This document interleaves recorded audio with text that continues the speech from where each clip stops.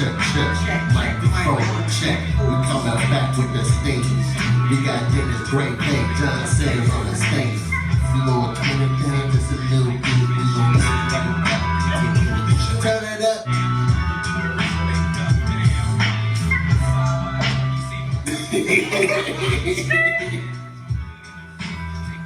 All right, so we back. Where did we go? My family, but we're good. Why you got the? Yeah, like what you gonna do with it? Okay. All right. When you receive this grant, what's your plan for it? Okay. For this grant. So in March, I heard about Baldwin Leaders after being involved with Life Community Foundation for 11 years. Okay. So when I heard about it, I thought, I'm gonna look into it. So I started doing some research. I looked at what was required of me for the initial grant itself. And it said you needed to submit you needed to submit something in writing via computer. I did not have a computer. I don't have a laptop. I didn't have a laptop at that time. So I kind of like put it over here, but not over here, if you know what I mean. Like it was in my peripheral. I knew it was still out there. I knew that he was supporting me already about doing it. So it wasn't over here saying, I'm not doing this shit. I don't have no computer. I'm not gonna let that eliminate me from the process. So I went to Bryce Opportunity Center and spoke to Alonda McLeod. And I said, Alonda, I want to do this. Dennis, you need to do this. Yada, yada, yada, yada, yada. Go do this. Alonda, I can't do this. I don't have a laptop. Hold on a second, Dennis. And this is honest to God. Do you think that was you giving yourself a little objection? No. Because I do that sometimes. Yes, where it's it like, was. You know what I mean? Like, it's like I don't have a laptop, but it's like, there's ways around it. Yeah. So, I'm going to be honest. I moved it from peripheral to over here. Okay? Still a peripheral, but not really. Like, this is not going to happen. I ain't got a laptop. I have to have a laptop in order to do this. Yeah. So I shared it with Alonda. She said, hold on a second. She goes out of the office. No. She goes over to the little corner of the room, pulls up a laptop and says, here, submit the damn grant.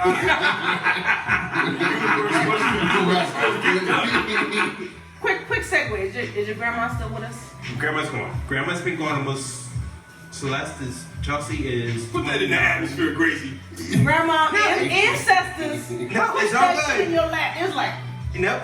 Grandma's been gone 29 years, but she's still with me. Yes. Always. She I always. guarantee you she gave you that laptop. She I said, baby, that's guarantee why you she we probably want you to go saying to the something right crazy side. right now. Yeah. I'm a sheep in Liberia. I love you, girl. So this was. Let me think. I heard about it in March. I was on vacation from April 2nd to April 11th. I was on vacation, so I was out of the state altogether. The grant needed to be submitted, I forget what date. It was in May, like early part of May. So from the time that I talked to Alonda to the time I submitted the grant, there was maybe 2 weeks in there. I went to an event at Saga, ran into someone who said they were willing to support me in writing this, being my editor. So I'm like, okay, great. I got an editor, I got a laptop. There's nothing blocking me from doing this now. I can do this. So I submitted my first draft to her. To this very second, I have yet to hear back from her. Okay? So, meanwhile, I've already got the grant in my computer. I've got it started. I'm like, who am I going to get to look at this? So, a dear friend of mine, I don't have to say her name right now, so I won't say her name. Just to That's fine. make it different. So, I sent her my grant. she looked at and says, well, we can do this, and this. I'm like, okay, great. I'll do this, and that. So I did all of those things and I sent it back to her. Again, I'm still within like a 10-day window of getting this actually submitted to the foundation for even review. I sent it back to her. She's like, you really worked on this, didn't you? And I'm like, yeah. I don't think I did. She said you did. I'm like, okay, great. So after that, I said, okay, I submitted it to Alonda, who would be to Bryce Opportunity Center, which would be my fiscal sponsor, where all the funding goes through. Like, LC, Legacy Community Foundation will send her a check, they'll deposit in my account, I'll get the funds off the account to pay for Liberia and anything else I want to do.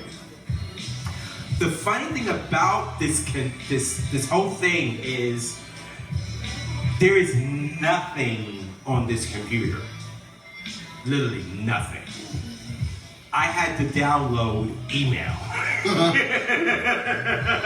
There's nothing on this computer. So part of the $5,000, even right now, if I wanted to go into WordPerfect and edit my grant, I can't. Right. Because the 30-day window for free trial has expired. Okay? But I'm being serious. I'm being dead serious. Like, I can't even go into it. I'm like, people, you got my grant and I can't get to it. What the fuck are you done to me? Okay, but I'm okay. Say that next time, man. Got to. But part of the funding from the grant is going to allow me to get my computer, my laptop, updated so that I can continue to do more writings over the next 18 months of my life. Are you planning to publish those in some way? Ooh. She hasn't thought about it yet. Could be interesting on a blog or website. To be honest, yes. I've thought about writing a book. Nice. And the grant itself is chapter 1. Nice. I have sent the grant that I wrote, even before getting my answer, I sent it to at least 15, 20 people. I've either sent it to them or I had them read it. Mm-hmm. Okay. Not because I wanted to hear their responses, and I'll tell you about one of the responses I received. But I'm sending my grant out there to people that I don't know. Yeah, I'm sitting as Life Community Foundation, but being a grant reviewer experience, you have no idea who's reading that. So what I wanted to receive and get was people's true, honest responses to what I wrote. One girl who came to my safe zone, I shared it with her. And the only rule that I have put on that is you cannot read some and ask me a question. You read the whole thing and then ask me a question. And she started to ask me a question. And I knew she wasn't done reading yet. So I said, are you done reading? She said, no. I said, then go finish reading. And when she was done reading, this girl I had never met, I honestly to God had never met her. She came to my apartment with a friend of hers who comes to my apartment to hang out. And she read it, and she said to me, who is Dennis Jonson? That's what she asked you. Yeah. And I proceeded to answer her question. I said, I am G. Dennis Jonson, AKA Gravy. I'm black, I'm a male, I'm a father, I'm a brother, I'm an uncle, I'm a friend, I happen to be gay. And then she said, and you're a cool dude! Yeah, she's right And about she that. said, thanks! And she was happy with my answer. Yeah. There wasn't any more dialogue following that. Because I answered her question as that she felt that I needed to answer. So. Well, I want to go back to, because we started having a conversation off camera, and he said something, and then we went into another block that sort of felt like it was still part of the conversation, which was this idea of safe spaces.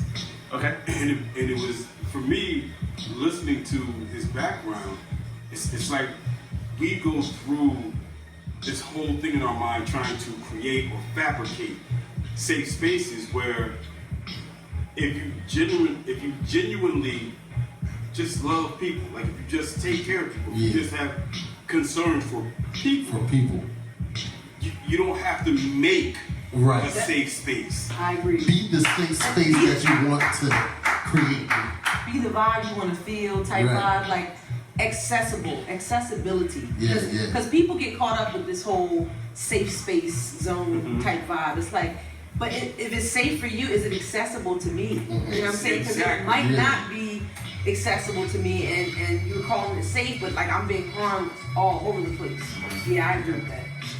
I mean, because there's language and there's stuff that happens in spaces where they're trying to be PC, where I don't need you to be PC, just care. Right. Okay. You know what I mean? Be considerate. Just do the stuff that you like when you at home. Like there's 11 siblings, and you said there was like 4 or 5 adults, right? For me, that would be like a family reunion. That's the whole barbecue. But that's every day. But like even when you operate that, when I go to barbecues with my family, there is familiarity, but at the same time, we're family, so we don't want to say stuff that's going to hurt each other. Unless somebody been drinking and they got an attitude with Uncle John, and John been causing. But you need the conflict in order to sort of be resolved, so next year we can be better. You know what I mean? But when you're in the gathering, you go to that space with a mindset of wanting to be with everybody. You don't have to conjure it. You don't have to manufacture it. So when you were saying it, I was just thinking about how you articulated that you didn't come out. You always were. And it seemed like your answer made so much sense because you were always able to just be you. There was never a time where you had to make a transition, carry a double identity. Well, my brother. Well, you understand what I'm saying? Like on the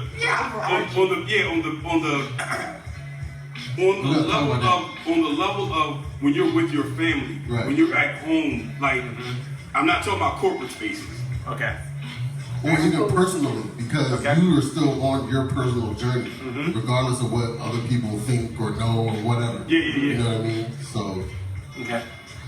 Well, let me. What you may say, please say it anyway. Let me address the safe zone at 3. Okay. Oh, can you put the man's address out there?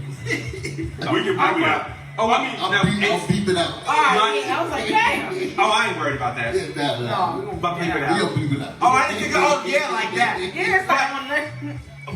But okay. Whenever I do my post on Facebook, I put right. We'll beep that out as well. So the people who know, We don't want no part. That's true. I didn't think about that either. Anything coming to you, we don't want no part. I got it. People who know where Gravy's at. Right. If you True. know where he's at, you know where he's at. We'll leave all that out. But at my safe zone, there are a couple of rules. First rule is what's said here stays here. And what that means is I've got young people who come to my house and talk to me about troubles that happen with their parents. I want them to be assured that what they say to me about their parents is not going to be repeated in front of their parents, or their parents come to my front door. Right. So that's the first part of my safe zone. The second part of my safe zone, there are no weapons allowed in my safe zone. And they all know it. No guns, no knives, no knuckles, no chucks, no none of that. You know you old school when you said no. No. When the last time you used somebody had a fight talking about Bruce Lee it up? Put on the knuckles. It's not allowed at the house. Right. So, because you never know when weed and alcohol are going to be present, and you don't know what the person has in their system before they come to the safe zone. Right. So, I was to gonna say nip that in the bud. how trusting you are to have people come to your space like that. You're like a very trusting individual for that, because that's a hard thing to do. No. I used to be like that. I used to be like that in my 20s, Right. early 30s. And then things happen. I'm like, oh, I can't. Like, I just can't I allow just anybody in my space. I'm to just, still like that. My space is always the refuge, right? Yeah. I don't get it in the numbers that he does. I have people that know my spot is the spot. When they lose theirs or whatever, I don't ever worry about that kind of a thing, because I don't have like an unspoken, no, I don't have a pronounced rule about how you want to operate my house. It's unspoken that you know certain things you ain't gonna do in my house. Right? And it's not gonna be a conversation. First time something go wrong, you know me. If you know me as a person, and you know me well enough to say, "Hey, Doom, can I crash on your couch?" Then you know me well enough to know, don't bring no foolishness. Right. So Tyrell's been in my house many times. What's the first thing you must do for you when you come to my house? Take your shoes off. Get your shoes on. Take those shoes. Because that's even ground for everybody. It's like we're earthing together, bare feet. Let's come, let's roll. And how you Even if gonna your roll feet with no stink, shoes on? even if your feet stink, it's cool. You Take the shit off. You got carpets and you got hardwood. Hardwood. Yeah, so you got socks on, you can try to slide and get no budget, and that ain't gonna work. Your foot ain't gonna be off. No, So, but for me growing up, remember, I'm niggas of 11. Right. So I've seen my siblings come and go with boyfriends, girlfriends, husbands, wives. The friend of the night. Someone's come up for lunch on Sunday afternoon. I've experienced all of that. I've seen them come, I've seen them go, I've seen them come and go again and again and again and again. creeping out at 2 a.m. Creeping out at 2 a.m. Sleeping in at 7 a.m. And sleeping in at 7 a.m. Oh, I've seen it. I've seen them get beat. I've seen them be punished. So, for me, I've always had a safe zone. I have never feared about living in my home and something happening to me. Right. That's a blessing. That is not the case for life. Yeah. Like privilege, that's beautiful. Yeah, like I remember the front door of the apartment being open all day until the last person that was due home that night came home and locked the door. Now, if they got home late, that was a totally different story. It means curfew. I mean, that's a totally different story. But I remember as a child, that door never being locked, but always being open to you. If you were hungry, you needed a shower, you needed a place to sleep tonight, you knew where you could go. And I haven't learned that. That was something that was drilled into me. You meet people where they are at, and you go to the next level together. Whatever level that may be, romantically, financially, socially, church-wise, you just being refreshed from the day of you just had at the office. But you meet them where they're at. Because that's the part, meeting people where they're at. Right. yeah. In life and in general. Like literally, like that's how in my work as a counselor and therapist, like people are like, well, how do you have such success rates with this? And I said, I meet people where they're at. And that is just an acceptance of who that person is. And they might be at a crisis moment, the lowest part of their lives. You know, and the last thing they need is for you to kick them while they're down, you know? So when you're receiving a person where they're at, it's like it gives an opportunity to pick themselves up. You keep picking it up, and keep going, and keep going. And then they might surpass you in certain ways. And it's a blessing to be able to watch them thrive in life. You know what I mean? So I appreciate it. Just like that. You know, it's funny. My mentor, Mike, please. Mic check. 1, 2, 1, 1, 2, 1, 2. So my mentor, when I was in my 20s, he's what people would call a vagabond. Yes. Like he just traveled wherever he felt like it. He had like a journal. He would write poems. He did. I think he painted a little, like he dabbled. But because he didn't really carry anything other than his notebook and a couple pairs of drawers, he went wherever the road led him. And there was this dude, and I can't remember it's before me. It's like it's because my mentor was like 50 when I was in my 20s. But there was a restaurant, and it was like diners, and they were like all up and down the East Coast and through the Midwest. The rule of the restaurant was if you didn't have any money, you could eat one meal for free. Like they would let you come in, eat. If you needed to use the bathroom to wash yourself, you know, it wasn't a shower or anything, but you could come in and wash yourself and get a meal. You didn't have to prove that you were homeless or transient. Like you could just come in, say, I don't have any money, and they would give you a meal. So my mentor, he was like, he would just travel. He would go wherever, and wherever he would find this restaurant, he knew. So one day, and this is the funny part, when he was about to sort of settle down, as it were, he was on his last leg coming back to the East Coast, and he, you know, one of the restaurants, he stops in and he's eating, and so he says to the waitress, you know, I've been all over the country, and you know, this restaurant is blah, blah, blah, you guys always feed people. And she was like, yeah, because that's the credo of the owner. And he was like, really? Well, why is that? And then she looks over and points at him.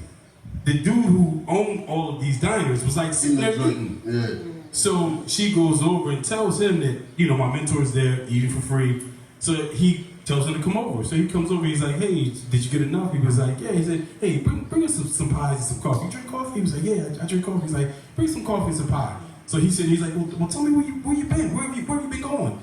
So my mentor tells him the story of how he's been going, blah, blah, blah. And then the dude says, you know what, man, that story's so crazy. You know why? He was like, why? Because it sounds just like mine. Wow. I used to do the same thing as you. Like, there was a time in my life where I was just confused. I didn't know what I wanted to do. I didn't know where I was going. And you know, you're trying to find a place to stop. Nobody wants you there. If you don't have money, they kick you out. Right. You're trying to eat, but you don't have any money. And it was just a very trying time. Because this is, I guess, 80s baby boomer time. Like people are really invested in money and making money and real estate and all of that. And he's like, you know, people have forgotten people. Mm-hmm. And he was like, so, you know, when I finally did settle down, it just so happens that I do come from money.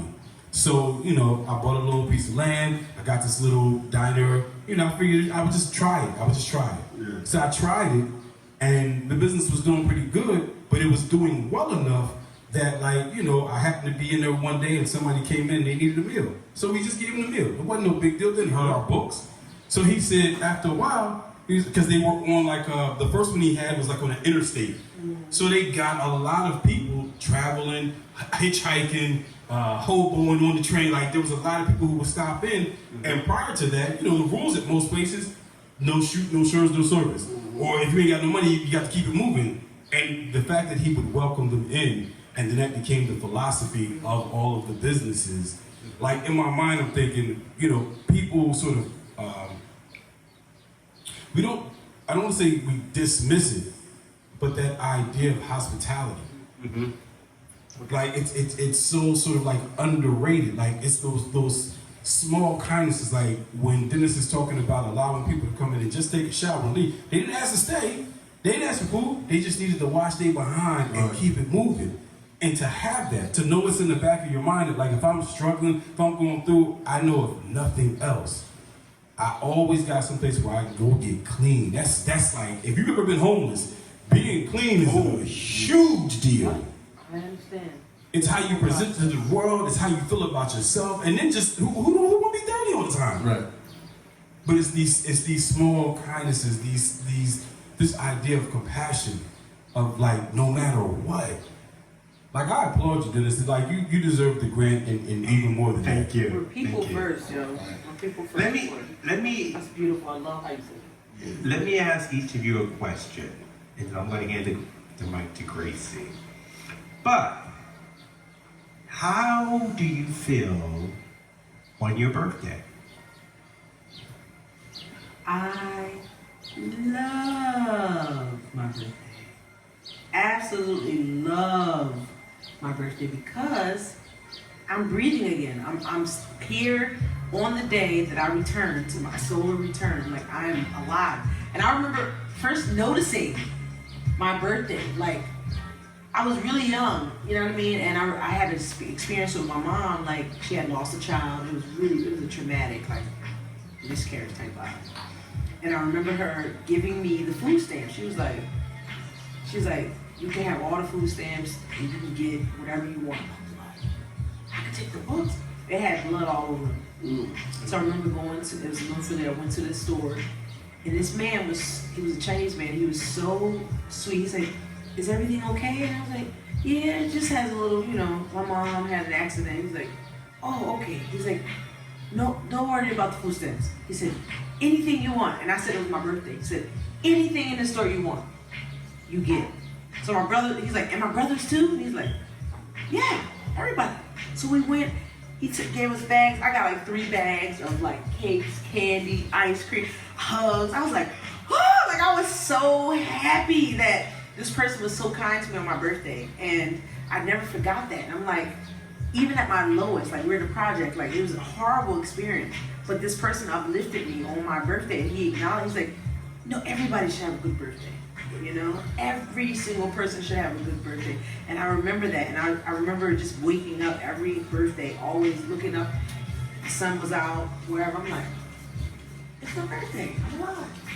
This is beautiful. So, yeah, thanks for asking. There's a reason for the question. Yeah. There's a reason for the question. How do you feel on your birthday, T? I feel like the world is mine. I feel like I can, well, first of all, I'm very appreciative because I went through a phase of appreciating myself on my birthday, and making sure that I have growth from the previous year, whatever kind of growth that is. I have to reflect. And doing that over the years has made me feel like, I really appreciate my birthday. I love it. I love my birthdays. I take work off. I treat it as a holiday. And I always will, I'm thankful for my birthday. And Dumas, how do you feel on your birthday? For years I hated it. So I was in the military, and so when I went in, I didn't have a birth certificate. I had to use my transcripts. So they were like, well, why don't you have a birth certificate? And so what it turned out was what I thought was my birth certificate was actually just a birth notice. So when you get the birth notice, that happens like 2 or 3 days after you're born, and then you're supposed to send that back, and then City Hall sends you the actual day that you were born. So I'd been celebrating my birthday on the 25th for years, but that wasn't my birthday. My father wasn't in my life until, well, he left when I was 5. Like, he was hardcore in it up until I was 5. And then him and my mom split. She married somebody and asked him to stay away. So when I tracked him down, found him, and he's telling me my birthday is 3 days prior to. So now I got these 2 birthdays, and I'm like, I'm heavy into astrology and things spiritual. So like, I'm either Scorpio descending Sagittarius or full Sagittarius with an ascending Scorpio, which are different. They're almost opposites. One's going up and one's going down. Exactly. They're opposites. They're opposites. So like I'm trying to balance this energy, I'm trying to figure out what's going on, but then the underlying piece was, why wasn't I important to my mom for her to send this paperwork back? I have an older brother and an older sister. They have their stuff. Not only that, but my father was with my mother 5 years prior to. She met him when she was pregnant with my older brother. So my dad was there this whole time with them. Then when he came to me, this nigga won't leave. So birthdays is like, y'all, the woman who stayed, you didn't care enough to find out what was going on. And the dude who left was like, so it was just me. So like, I didn't want birthday. Like, I'm good, I'll rock out. Like, my mentor, this was like when I was done with birthdays. He died on the first birthday, and I had to bury him on the second. So like, yeah, I'm good. Like, you know, they come up, it's cool, and my friends do celebrate me. The friends that I have now, like, I'm in my 40s, and it took till now for people, like my official first real birthday was when I turned 40. The woman I was dating actually set up a whole party for me, and it was like it was the first birthday party like I ever really had. So like I show up this place where I was DJing, and like people from my church. Now mind you, this is a bar, so people from my church was there, people that I DJ with, people that like. So it was like to see this. It didn't erase all of it, but it definitely made me feel better about the day. So I'm curious.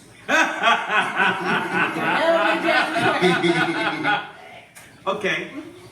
For me, my birthday is every month. I'm sorry, I said that wrong. My birthday is every day. Every day. Because I look at every day of being another blessing. Amen. A day to receive blessings. A day to give blessings. A day to look at the sky, the earth, the trees. Talk to my dog. So for me, every day is my birthday. And that's how I live. The manager at work, the people ask me, I'm like, yo, it's my birthday. And he's like, Dennis, you know what? I honestly believe you. Because that's how you live. That is how you approach every day. That every day you live in that mindset that every day is your birthday. And I do. Because all the blessings you receive on your birthday, blessings you receive on your birthday, blessings you receive on your birthday, I look at it as every day I receive those blessings. And that's what gets me through that day. That's a very good way to look at it. And you're not that much older because the same number of days in a year is the same number of days. Exactly. That's true. Exactly. So I look at every day as being a celebration of life. Yeah. Yep. I go to work, and I just got Employee of the Month. I left work today at 2 o'clock because I felt I spent enough time here. I sold $2,000 worth of clothes. I'm going home. Right. That's awesome. I'll see you ladies. I'll see you on Monday. Have a good weekend. And out I am. And the guy's like, are you serious? I'm like, yes, I am dead serious. Who has beat me today? Who has the highest SPH right now? Me. I'm going home. Let them catch up to me. Work is done. Get took it done. Work for today is done. Right. I've given you all that you're going to get. All right. I'll see you Monday. And that's how I honestly live every day of my life, as if it's a celebration of my life. Yeah. Because if I don't, who will? That's right.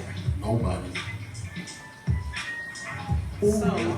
how are you going to celebrate your life with this new Baldwin Oh! scholarship? Look, I was How you waiting. gonna Yeah, celebrate? The boomerang. All right. First thing I'm going to do is, well, the funds will not be released to me until at least September 1st. And I'm okay with that. Because I have some stuff that I need to mentally prepare for and stuff I got to do for the foundation itself, yada, yada, yada. Once the funds have been released for my birthday, I will go out, and I already have someone lined, Amar. Okay. He and I are going to figure out how to load word processing. I don't know what to call it. I don't know what to call it. But I got to get my computer loaded up so that I can do the next writings for the next 18 months of my life. Part 2 of that, which will be happening around the same time, is I will be booking my flight. Yes! To Awesome. Liberia, West Africa!